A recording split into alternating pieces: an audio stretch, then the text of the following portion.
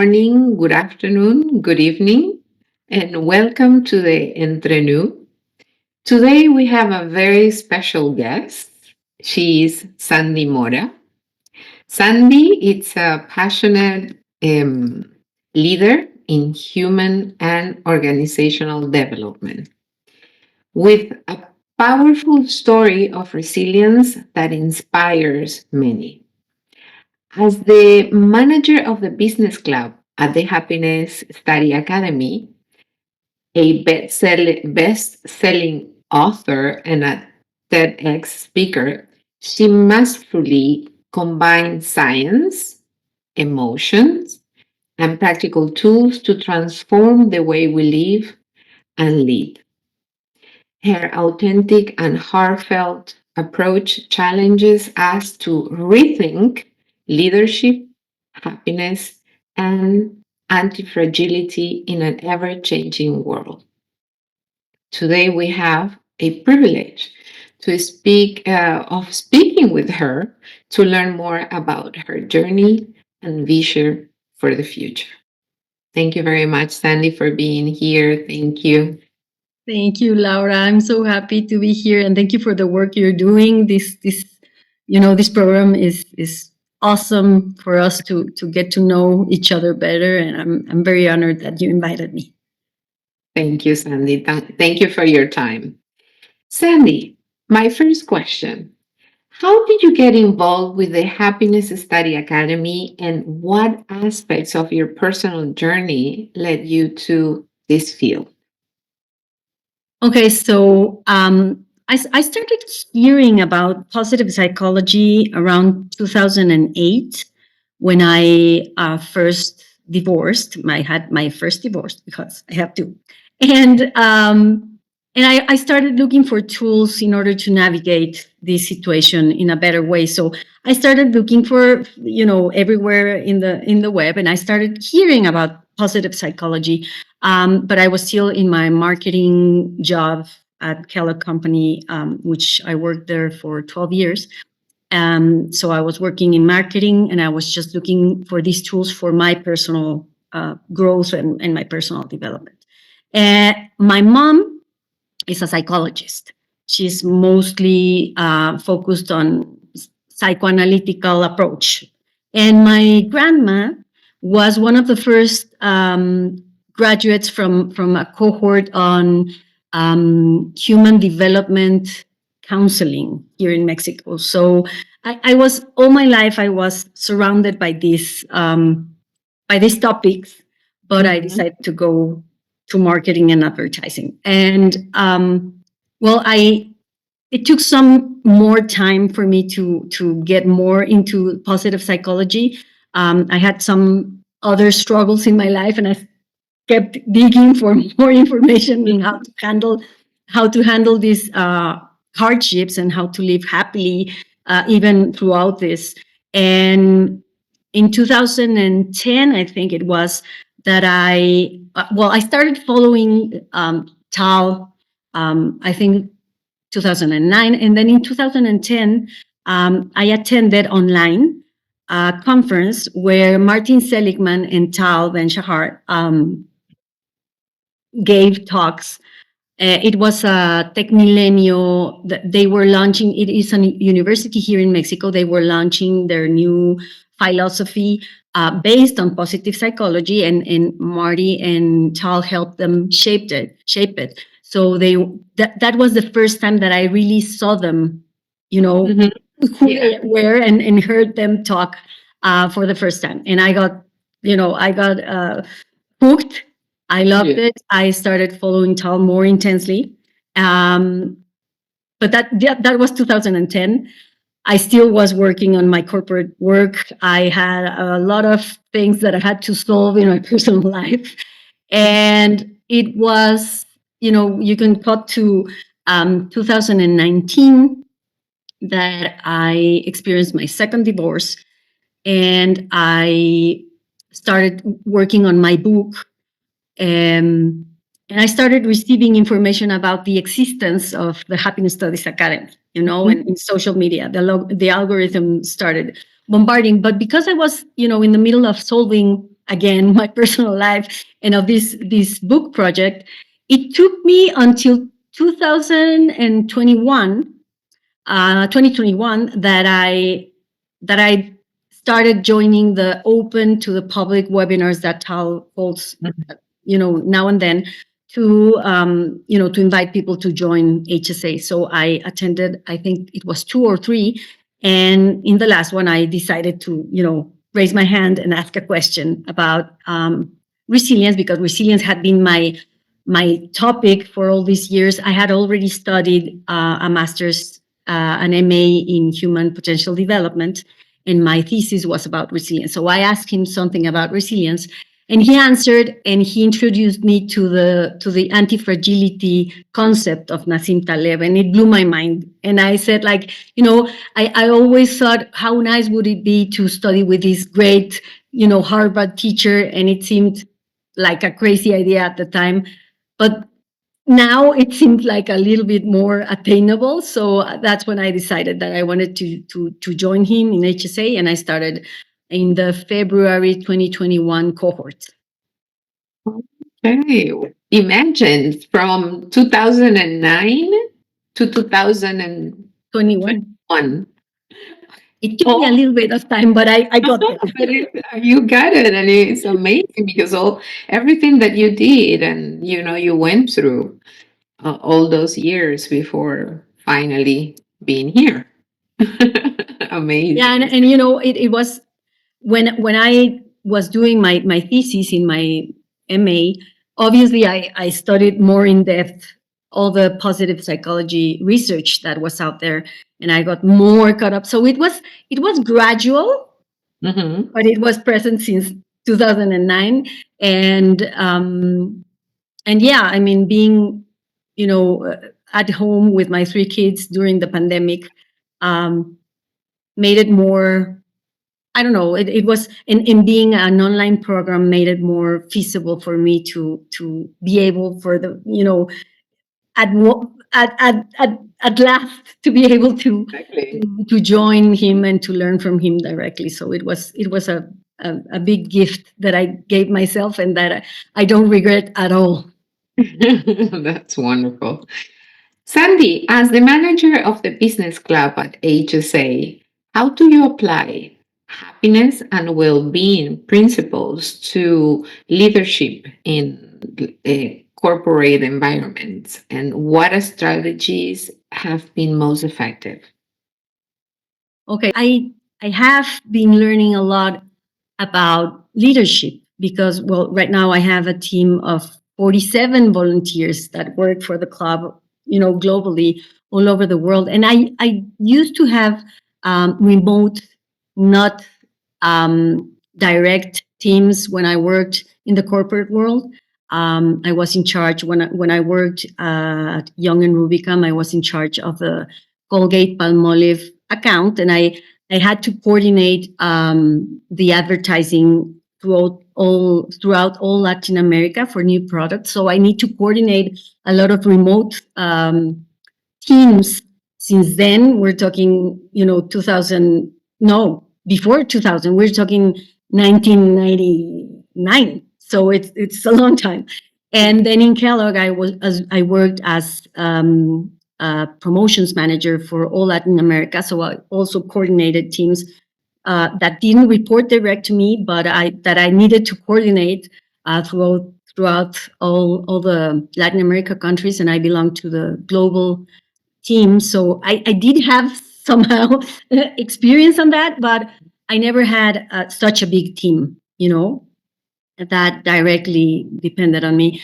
And what I've learned in these 4 years is that, I've been very observant. I started as a founding member of the HSA ABC, and as a volunteer. And what I've been watching very closely is, what is it that makes volunteers want to devote time and energy and ideas uh, without receiving an economic, payment. And what I've found is that it is exactly the same, that people in engaged, thriving teams in the corporate world need. It's the same, and I think it has to do with, being part of a calling, being part of a transcendent purpose that really inspires you, being part of the happiness revolution in action, being an active member that is putting the happiness revolution into action is crucial. And this is the same for corporate teams. If you have a transcendent, inspiring purpose that becomes a calling for your people, they will be more engaged, they will work happily, they will, navigate uncertainty and hardship more easily. Also, building trust and being coherent or congruent as much as you can is very, very important to create this psychologically safe environment where people can bring their gifts, give their ideas, ask questions, confront ideas in order to build something bigger. That is also very, very important in both settings. um, knowing your team and knowing their strengths and asking them, what are you more, when do you feel that you're flourishing, doing what, and trying to help them tailor what they're doing in order for them to put their strengths into work. That's also very fulfilling, and it's great for the results also. Building relationships, building friendships, um, and making it as fun as and as light as possible, given different situations. But I think having enjoying the people you work with, enjoying the work you're doing together is highly important. Obviously, also fostering collaboration and teamwork, and having a culture that's more about collaboration than competition. That's very, very important. Being of service, helping people in your team uh, shine and helping them become their best self. I think that a leader's job is to help your people shine and grow. And if you're not doing that, then you're not a good leader. And being vulnerable. I think being part of being honest and building trust has to do with showing your vulnerability and showing that you're, as human and as how do you say, fallible as anyone else, and that you need the team and the tribe in order for everyone to do the work better. And it's not that you need to know it all. Set clear expectations is important always, and having high standards is good, is obviously needed, but being open and flexible and being yeah like open hearted, I think it's the word. So I'm a fan of Brené Brown and how does she define leadership and in Dare to Lead. And I do think that what volunteers need in order to give their best is the same that any team member needs, recognition, being valued, saying thank you for the work you're doing, and make them feel like their work matters and is doing a difference is so important. So when I talk with my corporate clients, I always tell them, treat your people as if they were volunteers, because somehow they are. They, in Spanish, voluntad, which is will, having the willingness to do something, comes from voluntad, which is the same root as volunteering. So if people don't have the will to be there, they will leave. So you need their will, and in order to have their will to be there and give their best, you need to treat them as volunteers. So that's how I, go about leadership now. Wonderful, wonderful, Sandy.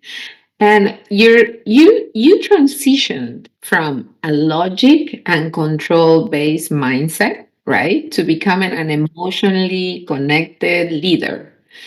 Was there a specific turning point that triggered this shift? What lessons did you learn along the way? Oh my God. Do you have time? How much time do we have? Uh, it wasn't one turning point. I wish it had, but no, it wasn't. It was like a series of continuous tsunamis that Yeah. turned me upside down many times. That made me, crack open at the end, and in the process I think,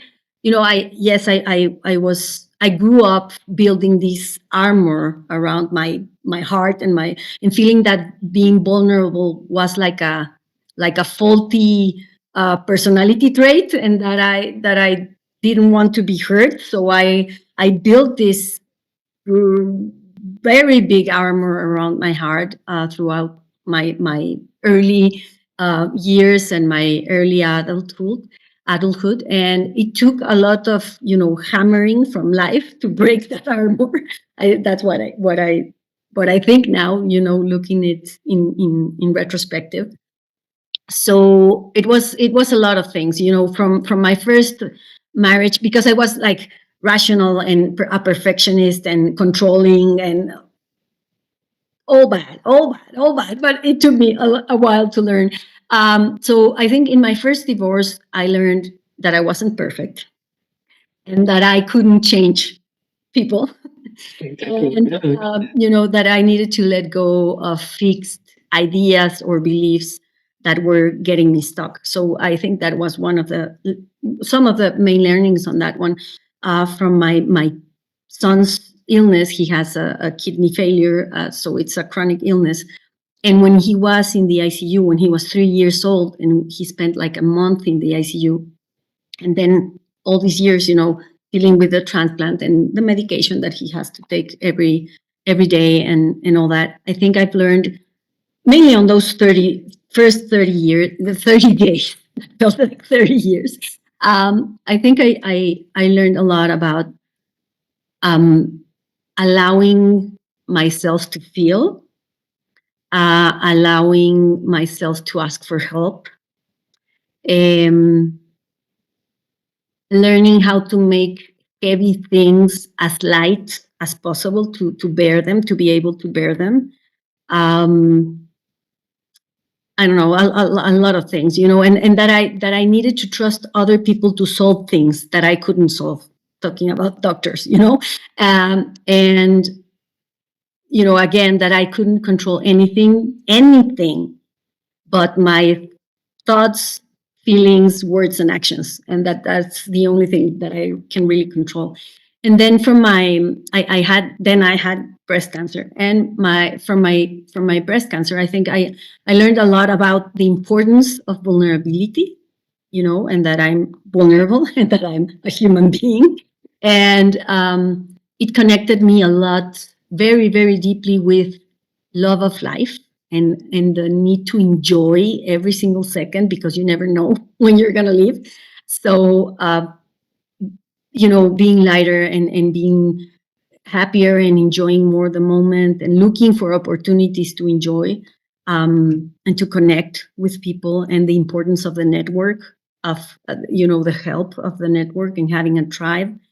um, the loss of my corporate job showed me that when you don't listen to your heart, because it calls you. But if you don't listen, life will find ways much more louder to make you pay attention. So it's It's important to be always like that. connected, and listen to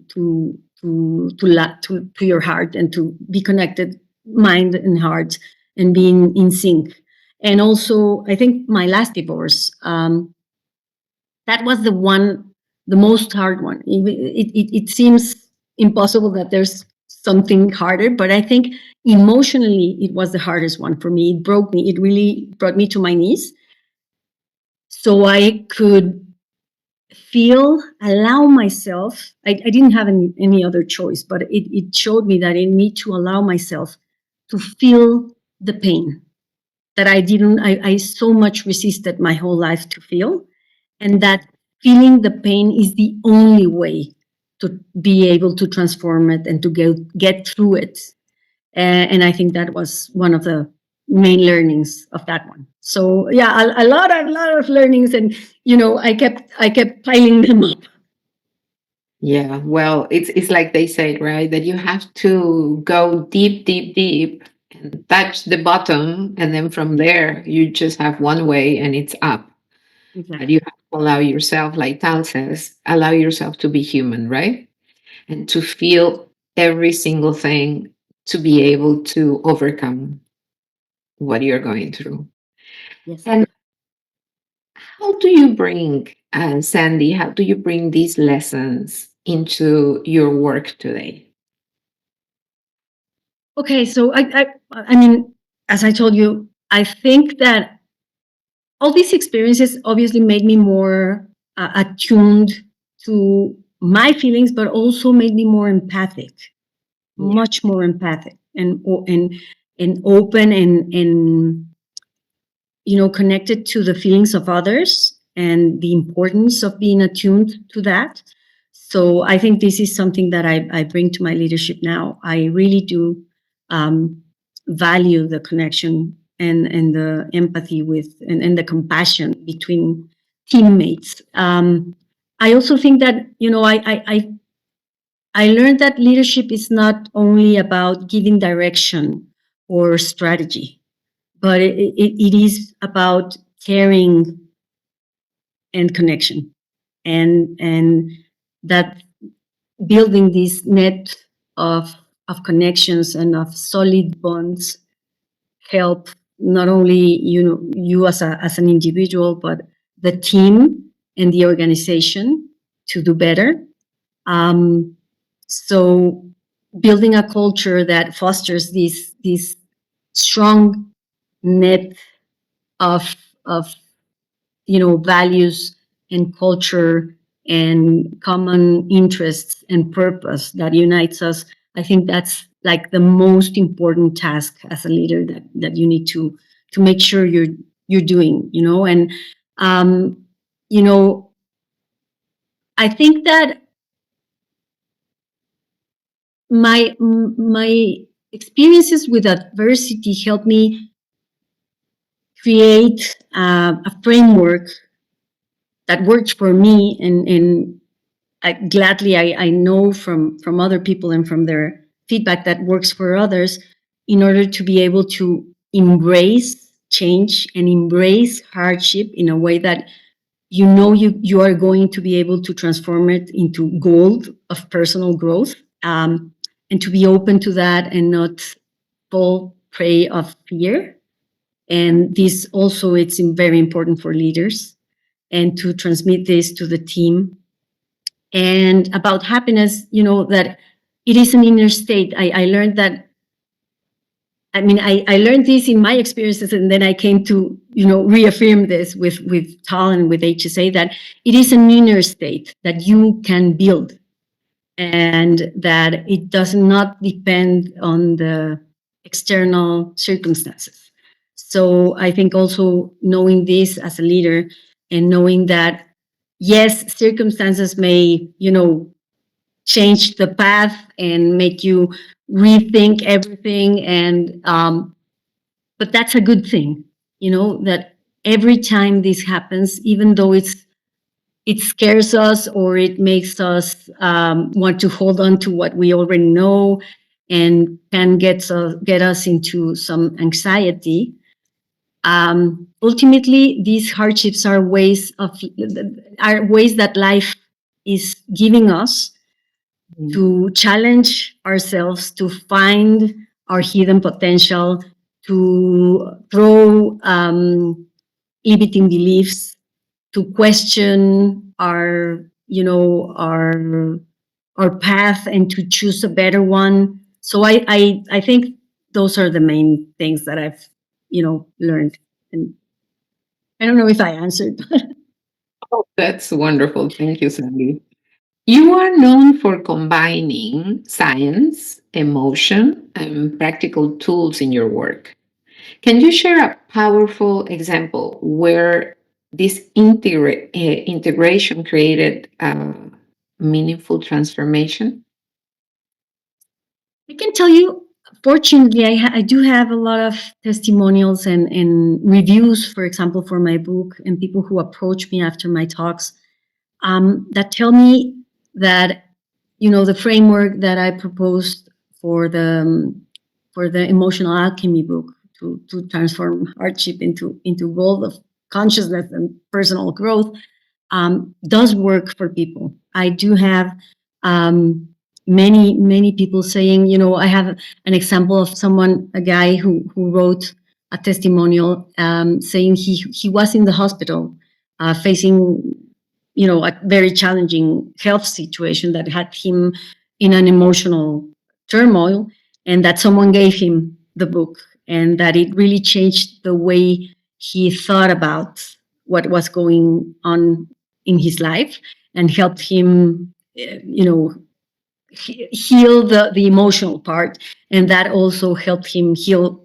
his physical part a little bit quicker. So I think, those kind of testimonials are the ones that make my life worthwhile, and that make me wake up every morning wanting to do what I do.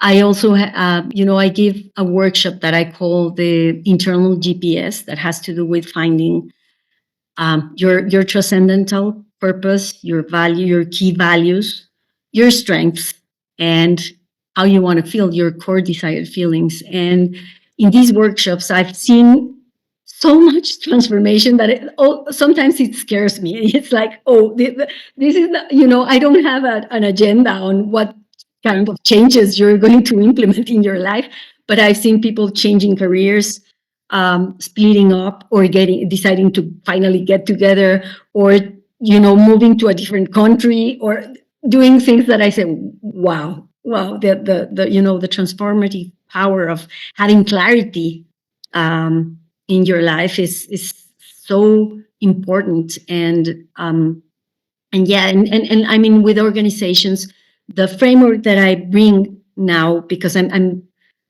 basing all my work with corporations in what I call an emotional responsible organization framework, because I do think I came to realize the importance of emotions in the workplace. And we tend to think about work as, you leave your problems at home, and you don't show your emotions at work because that's not professional or whatever.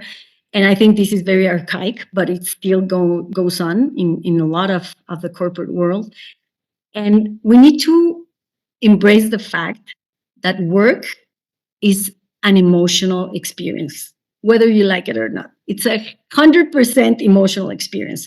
So, the framework that I work with in companies is, I call it the happy framework, happy with an I, and Yeah. it stands for happiness and well-being as the center of the culture, and as a transversal axis of the strategy, all through the company strategy.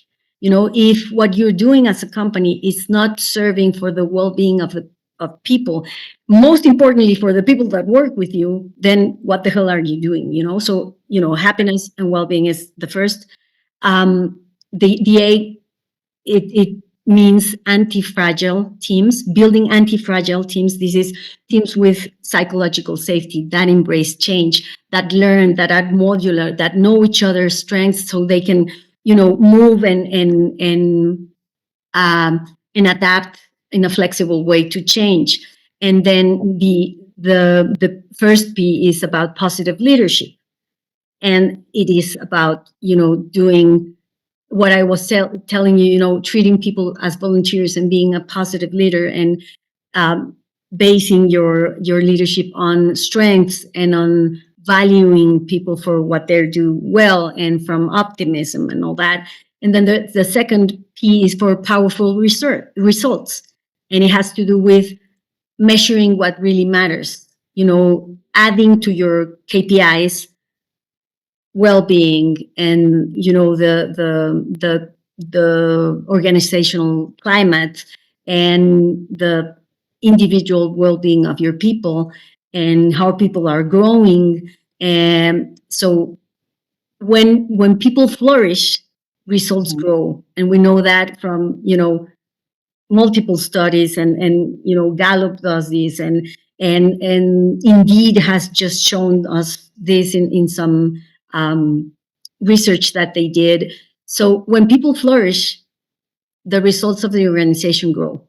It is causal. So measure what matters, and measure the flourishing of your people. And the I, it's not a Y, it's an I. It's for inclusion and the diversity of emotions in the workplace. And it is about normalizing, emotions, and talking about emotions in the workplace, and having this safety, this psychological safety to do so, and to normalize that emotions are part of work, and you need to have high emotional intelligence in your leadership and in your teams in order to navigate the future of work in a constructive way. So those are the things, and I do find a lot of resonance in many HR teams and in many directors. Fortunately, there's still a lot of work to do, but there's more and more an opening on these topics in the corporate world, because even if we're moving to a more automated and AI based um, work, and AI is posing many challenges, many incredible opportunities, but also many challenges to how organizations will work and how they will remain human. And this is another. I'm now moving to a humanely responsible organizations, because I do think that in the long term, the organizations that will thrive are the ones that are humanly responsible, and that will put the human resource and the human uh, values at the center, and the human well-being at the center of the endeavor of the organization. So yeah, so that's all that is in my mind right now. You were talking also, Sandy, about Alquimia Emocional, your book, right? It's emotional alchemy, right? In English. What inspired you to write the book, and how do its concept help develop emotional resilience and leadership? And additionally, how do you make complex topics, right, like antifragility and happiness, accessible to different audiences? Okay, so how it started, I think when my son was in the hospital in the ICU, one of my best friends came to me and said, "You need to open a blog to keep your family and friends informed of what is going on." She had the experience a year prior, because she had her 3-year-old son a year before, with cancer, in a hospital. And she had to move to Washington. So she had a blog to keep us all informed about what was going on. And she suggested this. And it was really a game changer, because I didn't know at that time, this we're talking about 2009. I didn't know about the power of journaling, and the power, the therapeutic power of writing. But I started doing it, and I tried to, put all my thoughts and feelings in order, so I could, communicate to the rest of the family and friends that were interested what was going on. And it was so complex, and it was, the medical diagnosis, and this morning he was okay, but this night he's not, and the different medications, and and what I was feeling, it was so complicated to, distill it in a something that could be understandable for people, because I it was hard for me to understand, that I think I developed this way of, finding metaphors, or trying to make it as simple as possible, but accurate. And also I started using humor, because I was like, if I don't laugh, I'm gonna, get depressed and cry all day long. So I started using humor, and people started giving me a lot of feedback on, "Oh, I love the way you write. You're so clear. You're funny. You should write a book." And I was like, "Well, I have more urgent things that I need to solve right now, but thank you." So I think that the seed was planted there. But I didn't know, it was like back there, and I didn't thought about it for quite a while. I kept writing when I had cancer, so I kept this habit of writing about these things, and about hardship and how to turn it around, and what I was doing that worked for me. And then some time passed. Then I started, when I studied my MA, and I started investigating for my thesis. I came across all these, the psychological, obviously, positive psychology, thanatology, with Elizabeth Kubler-Ross, Yeah. um, Viktor Frankl, and logotherapy, the Stoics, the Stoic philosophy. So I started getting a lot more information and theory and science behind all that I, empirically did those years back. So I started gathering that information and started writing something like a manuscript, but I didn't have it clear. And it wasn't until 2019 when, I was working a part-time job with a they were vendors for Kellogg's when I worked there, and then they hired me. So I was still working in the promotional and advertising arena for a while. Part-time, I was doing my workshops and my human development work, and part-time, because we needed the steady income, I was doing the other thing. And they decided to let me go in February 2019. And 2 weeks after that, my second husband decided he was leaving. So it was like, there's not again, please, And I needed to, to make sense of everything that was going on again in my life. And I found my manuscript that had been, buried like 4 years in my computer. And I started reading it, and I found that I had already written part of a manual, if you will, to go through these kind of hardships, and that I already knew the tools. So I started applying my own medicine, and it worked. And I said, you know what, I cannot keep this to myself, because I do think this really is valuable and can help other people. So I decided to, to finish it, to make it a book, and to launch it that same year. And then the pandemic hit. I launched it in September 2019. So when the pandemic hit, it was like the perfect timing for that kind of book. And Yes. I was so happy I wrote it. Wonderful, wonderful.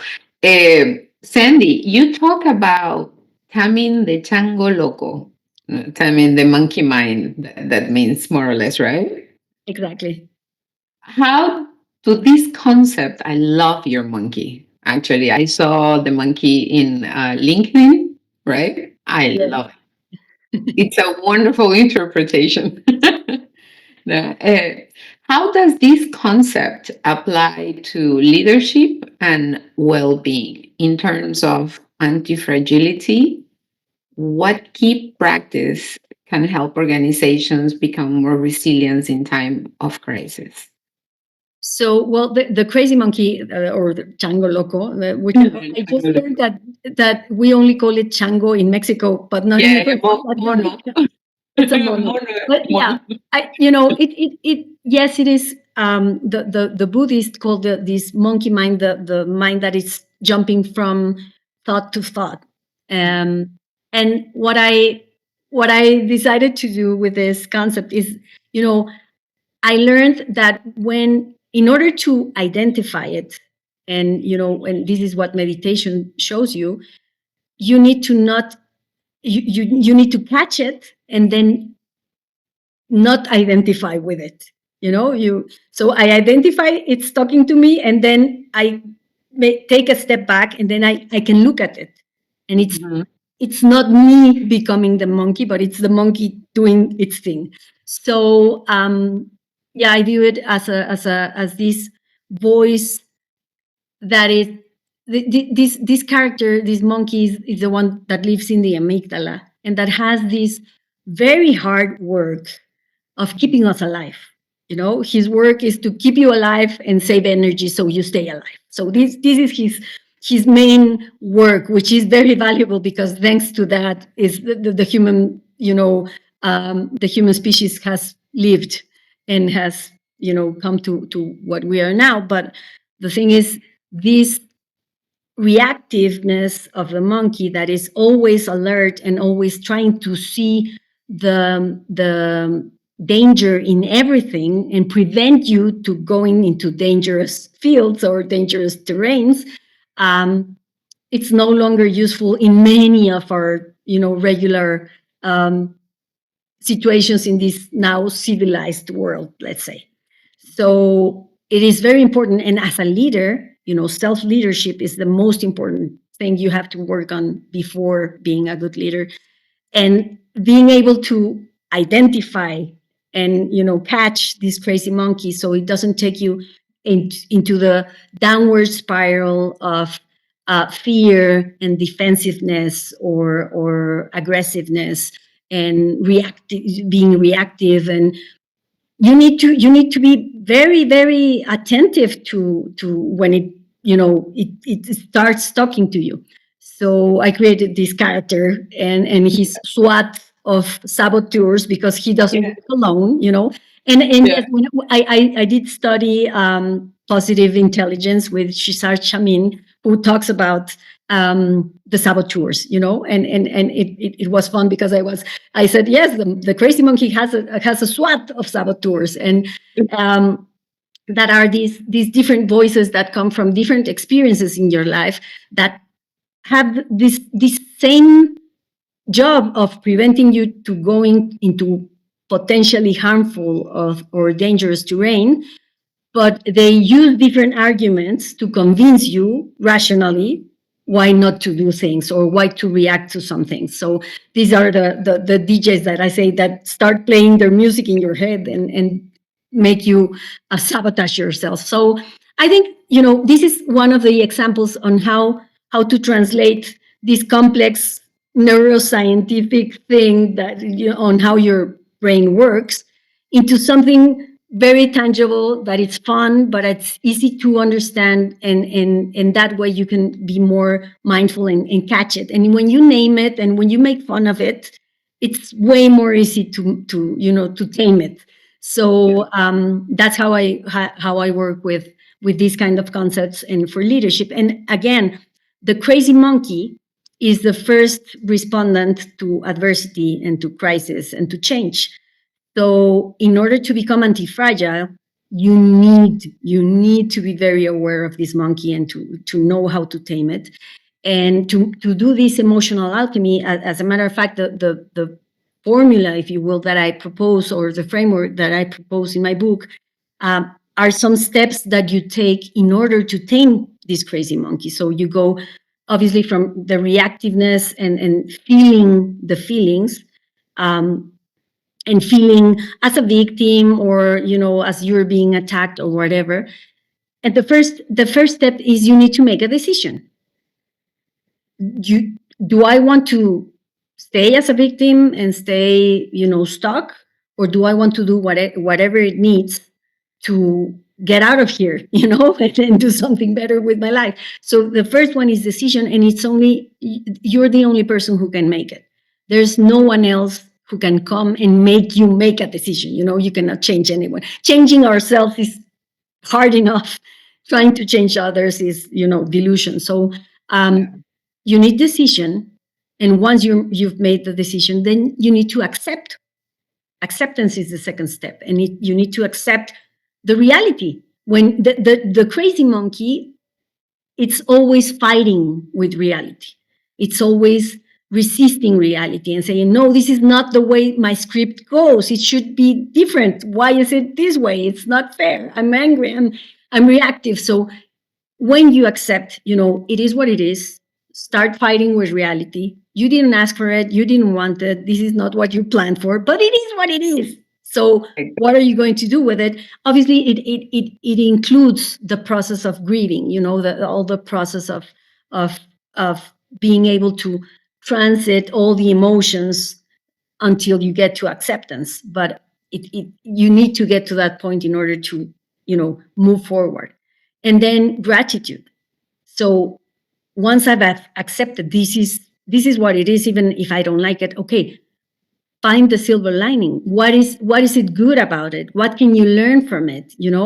What can you be grateful for? What can you still, do? What is under your control yet? What is going well? So adding all this positive psychology framework through gratitude, it's so important. And then I talk about faith, and it goes both sides. One, it has to do with your spiritual well-being, and your, if you have it, your religious beliefs, which help go through hardship.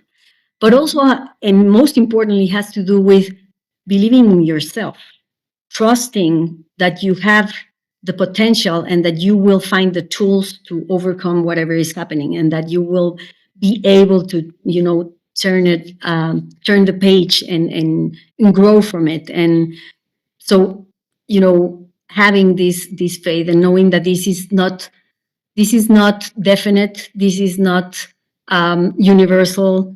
Don't generalize, don't catastrophize. And this is, again, the crazy monkey. And know that this too shall pass, and that's also faith. And you'll have the tools, and you'll find the people who can help you, and you have the ability to overcome it. And then I say you have to put it, multiply it to the strength, or how do you say, to the power of love. And why love? Because love is the opposite of fear. So love is the way to tame the crazy monkey. And connecting to love, you can, breath work, meditation, compassion, a lot of tools that you can go to. Also, gratitude is part of it. So you can connect with love, and love will give you the inner, the inner peace and the inner strength you need in order to turn this into a blessing, into a learning, into growth. And then I say, well, and now you have to put it in action. So what's the first loving small action that you can take in order to move you from where you are to where you want to be? So that's like the framework. And yeah, I try to break it down with very simple steps and with anecdotes, so people can understand it easily.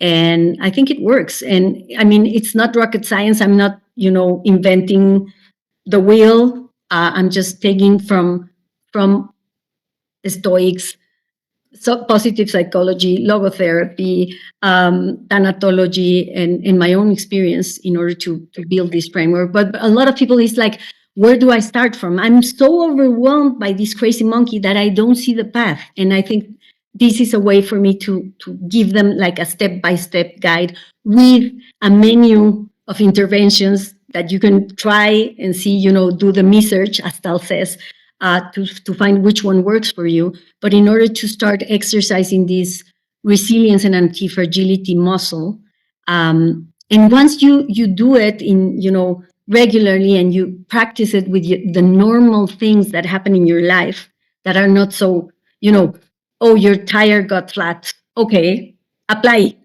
Apply emotional alchemy, or I don't know, my dishwasher broke. Okay, apply, emotional alchemy. And when you practice it, then you find that when real hardship comes your way, you're able to navigate it in a more healthy way. Exactly. I love the title of your book because it gives you the message that alquimia emocional, emotional alchemy, is like transform what you're feeling, transform. If you are feeling sad, look for something to transform and practice alchemy, because that's what we do, right? Every day in our lives. Exactly. The subtitle of the book is The Art of Transforming Adversity into Gold of Personal Growth. So yes, it's this, this science, magic, chemistry that the alchemists in the Middle Ages wanted to do in transforming lead. I don't know how you say it in English, but into gold, and something that is worthless or Mm. more heavy, that doesn't have so much value. How do you turn it into something that becomes very valuable in your life? And I think every single hardship, every single hardship, and I've talked with people who have gone through even the worst Yeah. losses, losing a kid, or having several losses at the same time, or facing war. And as Tal teaches us, it is possible, and it is help. It gives you hope to know that most of the people that go through these kind of challenges can develop post-traumatic growth and not post-traumatic stress. So it is possible. It happens, and people just need, like a path, a path to follow in order to make it happen. But it is possible, and it is. I think I've come to agree with life that this is the way that life really makes you grow. It's like the mother bird kicking her babies out of the nest and saying, "Open your wings, you can fly." You need to be exposed to falling down in order for you to open your wings and find out that you can fly. So yeah, that's the way I've come to see it. Yeah. Wonderful. Sandy, we are on our last question. If there was one key message you would like to leave with our audience about resilience, happiness, and leadership, what will it be? I think that I think that leadership starts with emotional responsibility, first for yourself and then for others. You know, um, and I think that leadership is not about control or power. It's about inspiring and empowering people. Um, that happiness, as I already said, happiness is an ability that you can develop. That you need to work on it, but you can develop it. And that resilience is not about enduring hardship, but about growing from it. And that's antifragility, resilience 2.0, as Tal says. um, and that happiness is not a fleeting emotion. It is a state of being that you can build. So I think those are the main messages, and that focusing on human flourishing, first personal, and then with the people you have around you. If you're a leader, and most of us are leaders in different scenarios, but we are leaders. um, Focusing on your flourishing and the flourishing of the people around you, it's what really makes sustainable growth possible in the personal and in the corporate world. And I think that's very a key thing that we need to keep in mind, and don't lose sight of that. Thank you. Thank you very much, Sandy, for your time. It's been just wonderful to have you in the Entre Nous. And I hope this is the first of many. Thank you Thank very you. much. Thank you, Laura. Thank you for what you're doing. Thank you for this time, and for devoting your time and your energy in having this space where many of us in the community, and it will be more and more every single time you do an interview, can also share our gifts and shine. So thank you for allowing this space, and for leading it. Thank you very much. Thank you, Sandy. Thank you, everybody. And I hope to see you in the next interview. Thank you very much.